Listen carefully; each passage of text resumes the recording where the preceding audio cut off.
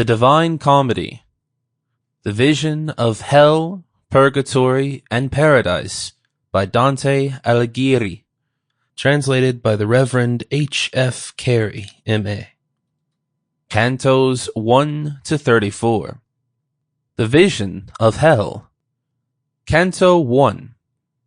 In the midway of this our mortal life I found me in a gloomy wood, astray, gone from the path direct.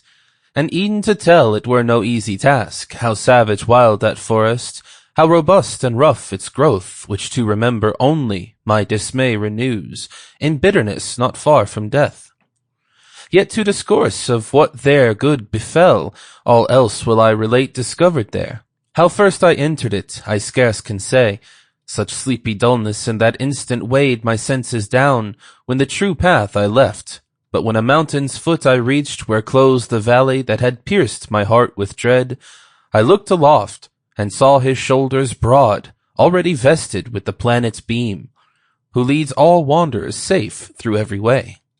Then was a little respite to the fear that in my heart's recesses deep had lain all of that night, so pitifully past.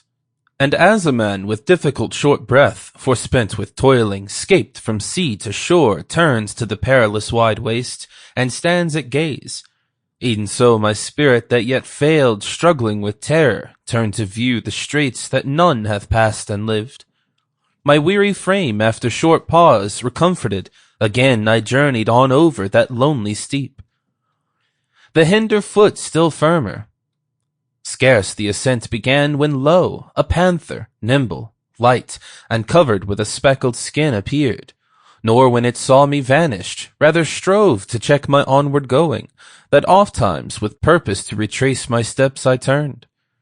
The hour was morning's prime, and on his way aloft the sun ascended with those stars, that with him rose when love divine first moved those its fair works. So that with joyous hope all things conspired to fill me, the gay skin of that swift animal, the matin dawn in the sweet season. Soon that joy was chased, and by new dread succeeded, when in view a lion came 'gainst me, as it appeared.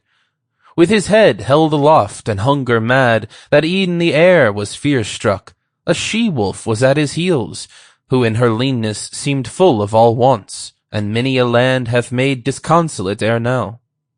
She with such fear o'erwhelmed me, at the sight of her appalled, that of the height all hope I lost.